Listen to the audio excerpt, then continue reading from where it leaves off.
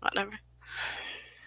Hey guys, this is the CJ Show. I think you'll notice that we don't have Jeff with us today, but I'm your host, Colleen. We have a special guest, Gabe. Thanks for having me on. Hopefully I won't cause you too much trouble like I already have in the last 5 minutes. Yeah. This is Breaking debatable things. for next time, so watch out. Yeah. So you just want to give a sec, see if anybody's going to jump on, see if this is a good time for people? Yeah, we decided today to try something different. We're going to do happy hour on Friday. So if you're lucky enough to work from home, then you can join us early. And hey, it's happy hour somewhere in the world for sure. Yeah. And if you're watching this later, then you can do that. And if you're at work, then we'll make recommendations of what you should get when you go to happy hour. So today I'm drinking a local brew, which hopefully people can see this. A fat head called Trailhead. It's a nice pale ale. I love this brewery because I found out from an inside source. They're down in Middleburg Heights. That's what I was looking for. But anyway, I found out from an inside source that their brewer came from Great Lakes Brewing. Yeah, I don't know if they were buddies or their family or something. Mm-hmm. Yeah, and I mean, I think their Christmas ale is better, so. Yes, I would agree. I'm actually drinking I couldn't find any good ones. I must have drank them already. So I'm drinking a Lagerhead. It's actually it's in Medina. So I figured I'd start off late today. Cool. Like a wheat ale. So. Yeah. So we're both beer enthusiasts. So I figured on Fridays we can make an excuse to drink beer while we talk about copywriting and marketing and things like that. So there you go. Perfect idea. Yep. All right. Well, we'll just get started then. Cool. So if you saw our title, so we've talked about some prospecting in a past episode, but that was, more along the lines of gathering an email list. So here's going to be some other ways that Gabe's actually going to be talking about using social media to get some prospecting leads. Yeah. So one of the things that I found the value of copy and copywriting and having good assets in your marketing is it makes the prospecting process a lot easier when you have a valuable, what's sometimes called like a tradable or white paper or downloadable, tool that somebody can get.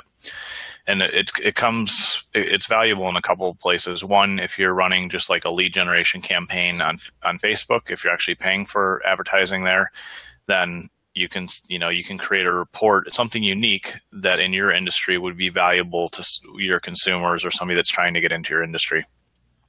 And so, for example, like one client that I work with, he uses 10 things that you need to know about Social Security before you start claiming Social Security, because he works with folks that are getting ready to retire. And so that's his giveaway, and he's able to take that as the kind of incentive for people to click through and engage on his landing pages and download that report. And he uses that and generates dozens of appointments every week just from that. So that's the one thing. So like a giveaway, which people, in the content marketing space or online marketing space are probably familiar with seeing something like that. But the other place that it's really useful, and I know you do a lot of this, Colleen, and I've done a lot of this for years, is when you're actually just doing kind of like more direct cold outreach to your LinkedIn contacts or maybe people that you're in a Facebook group with. If you have like a resource or a tool or a PDF that you can give away, something that you created that's valuable, then that gives you a great starting point to reach out and say, hey, I saw you were in, this industry, or you're in this group, and, I actually created a resource for, this type of work or this type of marketing, or, what the group interest is around. So I just want to share that with you. It's just kind of a nice way to start the relationship with giving somebody something of value. So that's where I've seen, a great piece of content or a great resource or guide or little ebook be valuable, in the past. Yeah, that's awesome too. Because, when you're using an email list or a purchase list that you get to generate leads, it's going to take you more time to actually build that relationship with people too. And, with LinkedIn, and if you're using Facebook or whatever social medias you're using, usually LinkedIn is a good one because, it's like you're viewing their own personal resume. Basically, you can find everything out about them just on one page, other than doing some extra research, and you can go, start right off the get-go and start building that relationship, like you said. So yeah, you don't have to worry about, looking for that person that you're actually trying to look for. You don't have to go through a bunch of people, because sometimes the purchase list, they're not going to be the right people, or they're going to get a lot of bounce back. So this one is, definitely gets it going quicker. Yeah, definitely.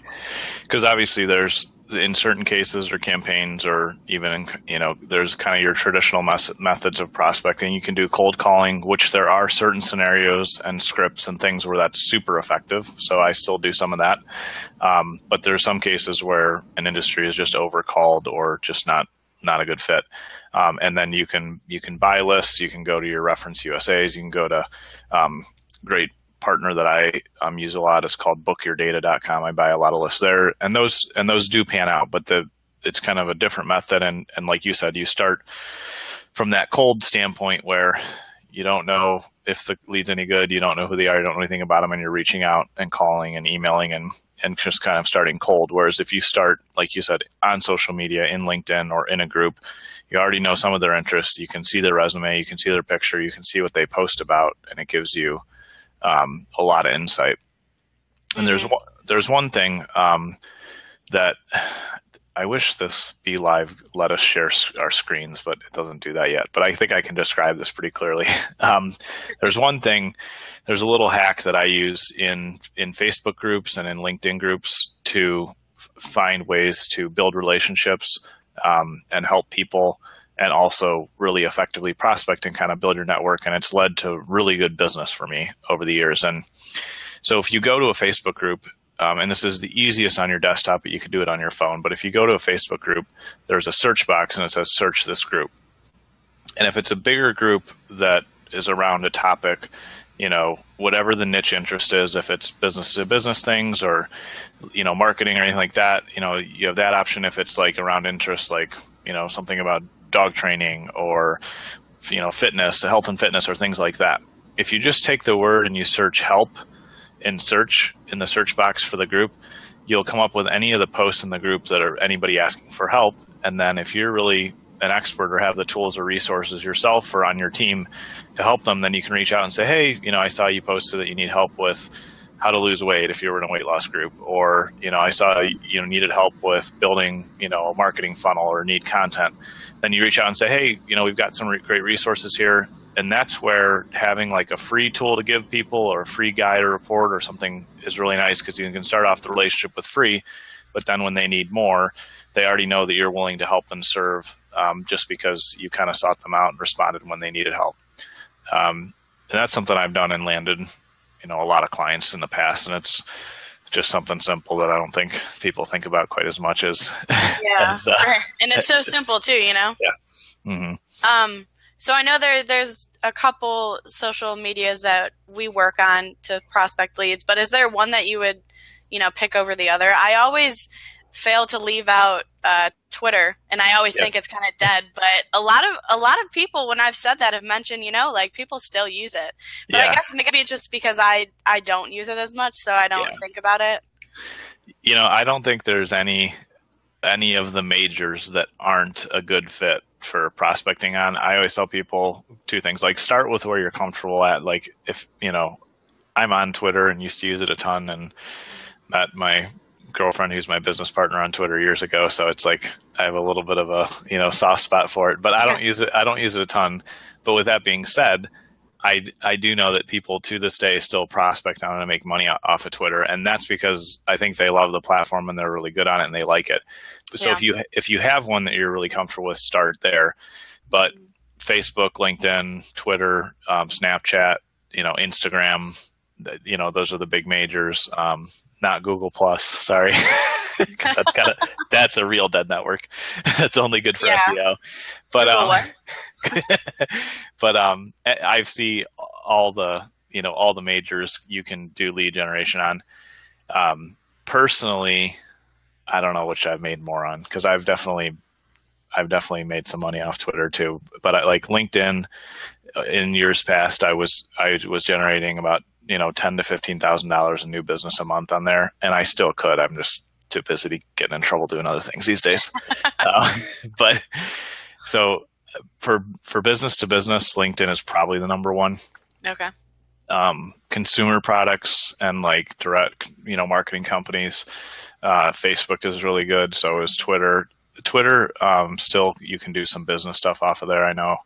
And then Instagram, honestly, I've seen consumer, products do really well prospecting and building audiences there, but I've also seen businesses like blow it up there.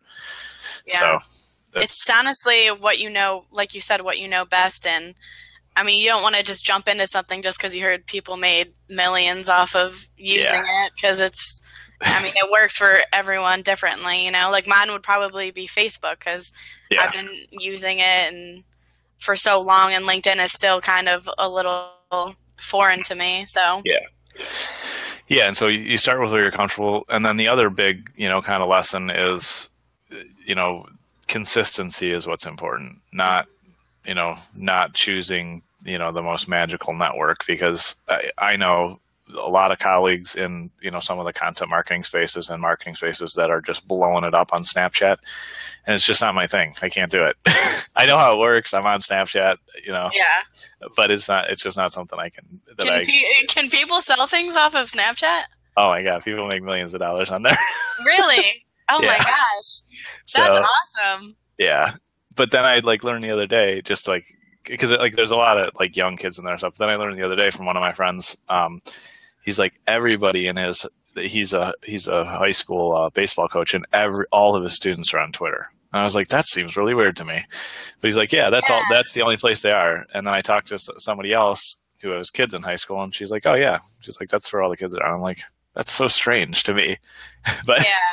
But no, you can make money anywhere if you have a compelling message and if you're consistent and you really put something valuable and interesting out there. That's definitely the biggest thing that people fail to do. They don't engage enough, so they lack consistency, or when they're engaging, they're just not relevant or having, valuable, useful information. Mm-hmm. And so I know that you said, maybe using it on a more professional level, LinkedIn, but how would you, I'll just stick to Facebook and LinkedIn, because those are the two that we focus on the most. Yeah. So how do you use those two differently then to prospect essentially the same leads? Or would they not be the same lead? I know you said, consumer and then B2B. Yeah. So I always think about whatever network it is, I always think about user intent, or user mindset or user attitude of going into it. And this is just how I view things. I could be completely wrong. It wouldn't be the first time. But I look at Facebook is our new version in our generation of in years past, everybody hanging out on their front porch, on the end of the cul-de-sac and gossiping with everybody.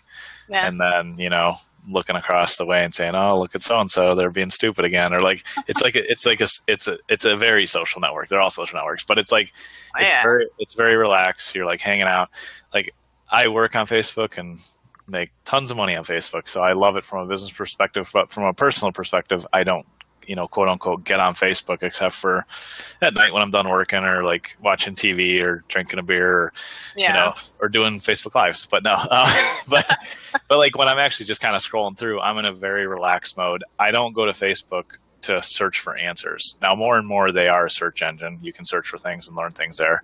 Mm-hmm. And we've even had clients that said, oh, yeah, I searched Facebook for copywriting. That's how I find you. I was like, that's so weird to me. Wow. But yeah, that's interesting. But I think the normal behavior, the user intent is they're relaxing, they're hanging out, and they're just kind of scrolling through their feed, seeing what's going on with all their friends and neighbors and family. So there, when you're prospecting, you have to get their attention.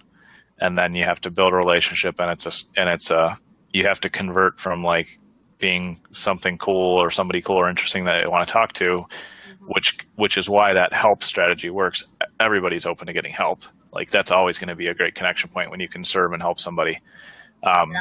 And then you move that over to I was able to help you with this, or here's some good information. If you do need, more help, let's set up a business conversation. Mm-hmm. In a sense, because I'll chat with somebody, I chat with somebody for a few minutes, like 3 or 4 days ago. And it was, just kind of chit chat conversation. And then I'm like, hey, let's get on the phone so I can actually talk through this with you. And, it moved to being more serious about how we could help them. So Facebook, the user intent is very relaxed, very, like I said, kind of sitting on your front porch, hanging out. Yeah. LinkedIn. Quick question about that. Yeah. Do you think it might be necessarily harder for you to like actually get them as a lead then, since, they want that to be their, their comfort and their personal, kind of environment then? No, I think it's in some senses easier, but you have to go in with the relational approach. Okay. Like everything should be relational in business in some senses, but you have to go in with the relational approach. So, see if I can think of an example of something I did. Like this is an easy one. Like I'm in a group called the Smart Marketers, and so I work with the founders of the group, and they're fantastic guys. And so I ended up doing a testimonial video because all their resources are fantastic, and I usually make 10 times my money anything I spend with them. So I just made a testimonial video and said, hey, thank you so much, Jason and James. Your stuff is amazing, and I'm really glad to be a part of the group. And if anybody has any questions, just let me know. I'd be glad to help. So I just posted, so I engaged in the group, and then I've had people reach out and say, hey, how does it work? Or is this good? I see that we're both a part of the same group. Mm-hmm. And that's the easiest opener line, even on LinkedIn. I'll talk about what I've done on LinkedIn before, but I could just say common interests. Yeah. You could be in there's one called traffic and copy, or copy and traffic, or something that I'm in. And if I want to just go find another member and just reach out and say, hey, I know we're in the same group. I really liked your post the other day about XYZ. And, how did you learn that? So you're just real warm social, not hardline. Okay. I'll show you what doesn't work. And this is it's good to kind of see the contrast. And everybody does this, and I've made dumb mistakes too. So this isn't targeted at the person that did it. But I had somebody the other day literally has never sent me a message on Facebook before. And we're friends because my brother works where she works, and I add people down the line. Yeah, it's somehow we got connected. I add people. I'm pretty open. I'm not afraid of showing what I'm doing. So it's so they sent me a message and said hey, I have until midnight tonight to sell, 10 copies of whatever it is. And I was like, whoa, that's too forward. Yeah. And people do that all the time.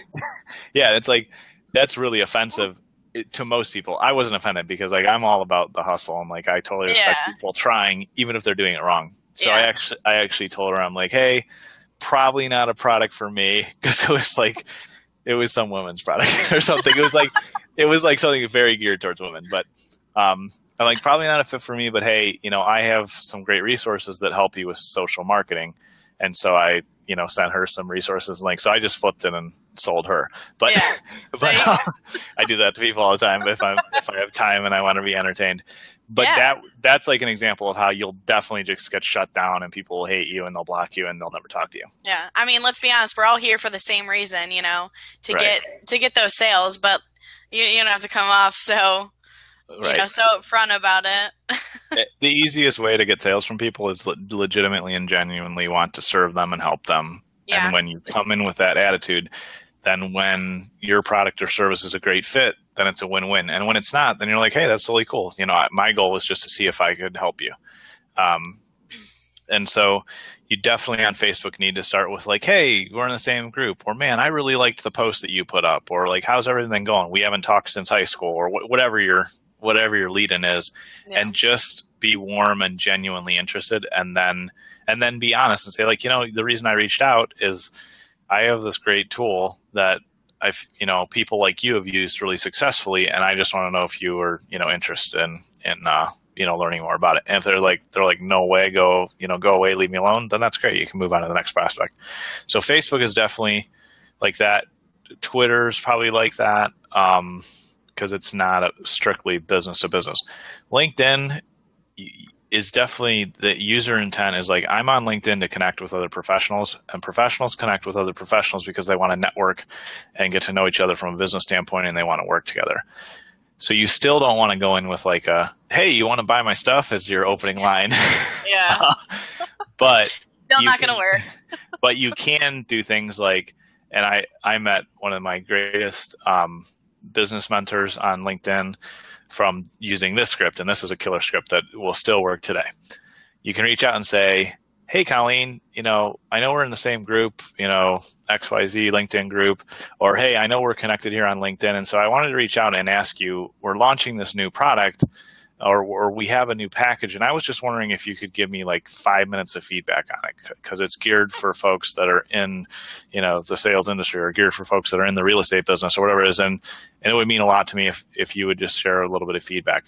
And then you get on the phone and people give you their feedback. And if it's a great fit, then you sell them. And if it's not, then it's like, hey, I've got another great connection. Mm-hmm. What doesn't work on LinkedIn is, the cold, like, hey, you should buy my stuff, or putting people in a huge group message on LinkedIn is the most annoying thing in the world. And people still do that. Or I've had people call me from, not to bash the company because I don't know anything about them, but I've had New York Life insurance reps call me and be like, hey, we're connected on LinkedIn, and I'm pretty sure we met somewhere at one point. I'm like, no, we haven't met anywhere before. Like, they're trying to make something up. And like, I'd really like to quote you on your life insurance. Like, that's a little personal for the first 3 minutes of us knowing each other. Yeah, right. Let me get your social. Like, what? Exactly. So here's what's going to happen when you die. Exactly. So when you're just emotionless or uncaring about the other people in any relationship, then you're not going to be successful. Yeah. So you always lead in with, how can I help you and serve you, or would you be open to, Colleen, giving me some feedback on something because I need some help? People are always willing to help you if you come in with the true, honest, intent like that, and they're always open to having help. Those are just the easiest openers of starting a relationship. And then the great thing there is you get to know the person and you'll be like, oh, they're a perfect fit. And let's, would you consider working together? Or in those first few conversations, like, they're a big jerk and you don't want them as a client, and you didn't accidentally sell them in the beginning because you just went straight to the sales pitch. Yeah. So, but there you go. Those are things that I think about when I'm prospecting. Yeah. No, that's interesting. They're both social medias, but you have to approach them differently. Yeah. Like you said, based on the environment. I mean, you think of LinkedIn and you think, that's supposed to be your professional profile, basically. Right. So I have like a little bit more of a professional picture on LinkedIn and stuff like that. And then on Facebook, like, I have pictures with me and my tattoos and everything, and it's a little bit looser. And from a personal branding standpoint, you do over time want to kind of unify your brands and really be consistent. But you also want to highlight different strengths of yourself as an individual or yourself as your company for different, networks. If I was on Snapchat, I would do interesting, crazy things on Snapchat because that's what the users want there. They don't. I would do all those dumb filters that are on there and like all that stuff because nobody wants just to see my face. Like, they can see my face on Facebook. Right. Yeah. Exactly. Yeah. But, so yeah, you have to think about user intent and, just like you said, environment. That makes a huge difference in how you should approach a situation. Mm-hmm. So that's kind of how I look at things when you're prospecting, and you have to have something of value, and that's why if you have expertise and you can help with like your input advice or like a little bit of free consulting, then you can build a relationship.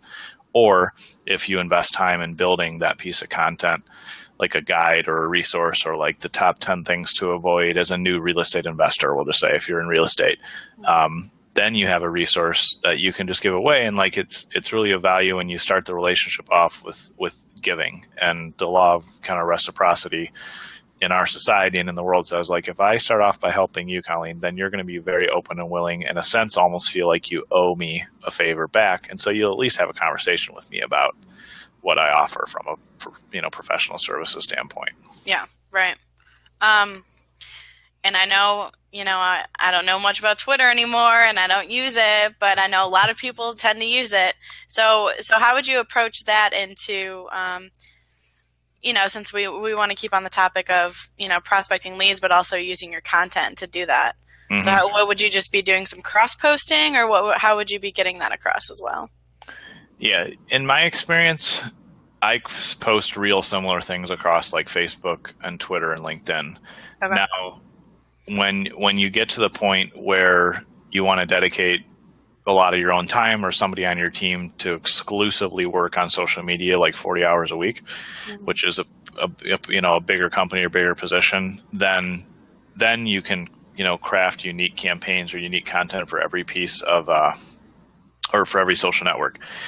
But realistically, if you think about how you operate on a day-to-day basis, or anybody watching here, you don't like get on Twitter and then get on LinkedIn and then get on Facebook and then get on Instagram and check all the same profiles. So you'd be like, oh, Gabe posts the same thing 4 times. Yeah. No, that never happens. I can guarantee you that basically never happens. So I automatically will take a piece of content that I post on Facebook and automatically link it out to Twitter or something like that. So you can post the same things across, multiple networks and kind of leverage the different, networks for the same content. And then from a content perspective, having fresh, useful things going out, a couple times a week will really keep you in front of your audience and keep your name there and keep your brand there. So let's say as a realtor, people don't buy houses every day. They buy them it's like 7 years or something, as I think the stat, but I could be wrong. But building up to that 7 years, there is a realtor out there that's positioning himself as the expert in the area and posting on social media and sharing blog posts about home improvement tips, and then how to bring up the value of your home, and then what to look for when you're buying, or how to make sure your house is ready to sell. Like, he's just continuing to educate his marketplace. And so then when that prospect comes up to the 7-year mark, which is their buying decision point, they're going to go with that realtor who's been investing, And the cool thing with, for example, like our autopilot program is, you can have your blog, being updated and new content going out continually, and you don't have to touch it. You can completely have that automated for you, and you're reaching hundreds and thousands of people with the blog, that can then be shared out on social media. And it's in a sense, it's like one click to reach many people. So it's cost effective from that standpoint. But that continual branding, that continual education, all of that, from a content perspective, is what keeps you top of mind. Like, give you an example from something that happened to me last week.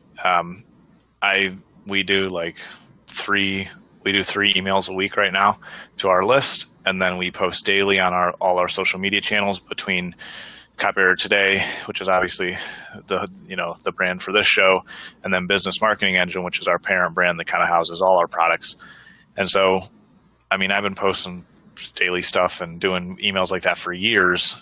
And a client that I had back in 2014 emailed me out of the blue the other day and was like, "Hey, I have this huge development project that I'd like to get a quote on, because we'd really like to work with you guys on it."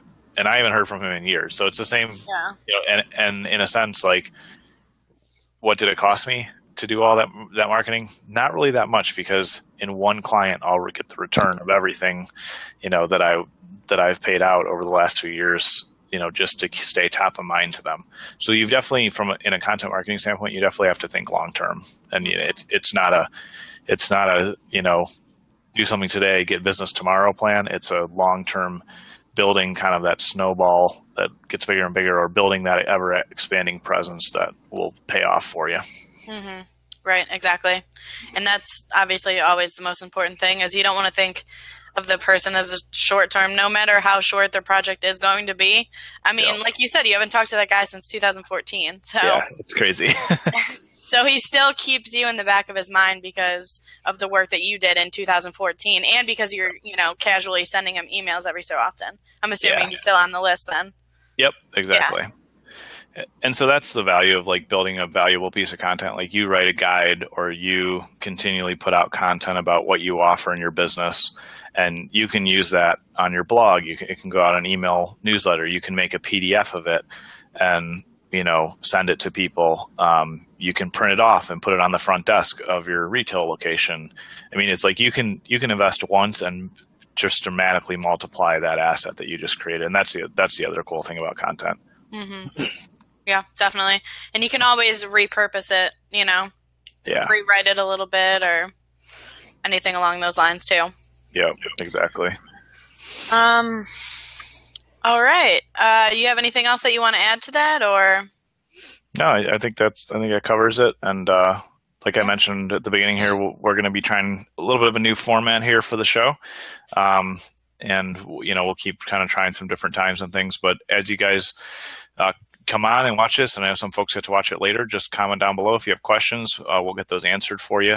And of course, if you do need help with content, of course, go to copywritertoday.net and chat with one of the folks there. And then that way we can help you with what you need. And even if you just have questions about, what the best strategy or approach is, definitely reach out. We can get on the phone with you and talk to you about that. Just like we talked about earlier, our goal is not, just to sell you the second we meet you. We'll gladly point you to all the free tools that we've developed, all the resources that we have, give you strategy input, or tell you, how we would approach things, because we truly believe in content marketing and the value that it has for your business and for your audience. And so if there's anything that we can do to help, we'd love to. Yep. Alrighty. Well, are we going to keep for 3 o'clock then? Shall I tell them? Okay. Yeah, let's roll with that and see if that should be good. And of course, if something big comes up, we'll adjust it. So. You guys will be the first to know. So we'll see you back here Monday at 3 p.m. Eastern time. So everyone have a great weekend, and we'll be looking forward to seeing you on Monday. All right, sounds good. Have a good one. Have a good one, guys.